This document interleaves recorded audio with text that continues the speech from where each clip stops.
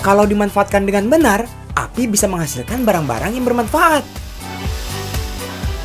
Like this one, charcoal alias arang. Ada charcoal biasa, ada activate charcoal. Apa bedanya? Sederhananya sih, arang biasa yang dihasilkan melalui pembakaran memiliki pori-pori kecil. Sedangkan charcoal diproses secara khusus sehingga menghasilkan pori-pori besar. Gunanya untuk menyerap dan menyimpan zat-zat beracun. Arang aktif bisa dibuat dari berbagai macam bahan baku. Misalnya arang kayu, batu bara, dan arang kelapa. Di antara bahan-bahan ini, batok kelapa dinilai paling bagus, lebih mudah didapat, bisa diperbaharui, lebih ramah lingkungan, dan memiliki jumlah pori 50% lebih banyak. Sebelum jadi arang aktif, butuh proses panjang. Arang batok kelapa dimasukkan ke dalam mesin bernama rotary kiln. Di mesin inilah proses aktivasi arang berlangsung. Arang secara perlahan melewati mesin bersuhu 1000 derajat Celcius selama 6 jam. Arang bukan dibakar, tapi hanya memutar udara panas di dalam mesin. Permukaan arang semakin terkikis dan menghasilkan lebih banyak pori. Arang aktif yang dihasilkan bakal menyusut, hanya sekitar 30% dari bahan bakunya. Serpihan arang aktif dihancurkan, ada yang berbentuk granul, pellet, dan bubuk. Semakin halus arang aktif, artinya daya serap semakin bagus.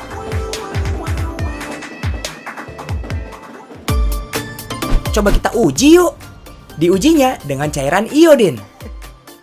Teteskan dulu iodin ke dalam gelas. Pura-puranya sih, iodin ini limbah beracun yang ngotorin air. Next, masukin arang ke dalam gelas yang udah dikasih iodin. Gelas pertama dikasih arang biasa. Gelas kedua dimasukin arang aktif. Tuh, gelas yang dikasih arang aktif bisa buat jernihin air kan? Impresif. Apa aja sih manfaat charcoal? Penjernih air, cek. Bahan makanan, cek. Obat sakit perut, cek. Charcoal alias arang aktif bisa menggantikan klorin, bahan kimia penjernih air.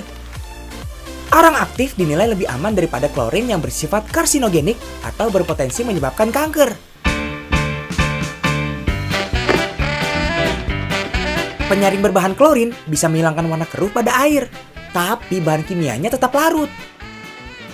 Kalau arang aktif bisa menyaring air dari klorin, pestisida, nitrat, mikroplastik, dan bahkan mikroorganisme. Setelah menyaring air pun, arang aktif nggak meninggalkan residu berbahaya. Untuk bahan makanan, charcoal bisa digunakan buat bikin roti. This is it, roti john charcoal. Bahannya sama kayak roti pada umumnya, tapi jumlah gula dibanyakin untuk menutupi rasa karbon aktif. Roti john charcoal bisa diberi aneka topping. Untuk varian gurih, roti john dibalut dengan telur, daging cincang, saus, dan keju. Sementara untuk varian manis, teman-teman bisa mengkreasikannya dengan keju, taburan cookies, ataupun susu. Kata para ahli sih, arang aktif yang dicampur ke makanan dan minuman nggak terlalu berpengaruh buat detox.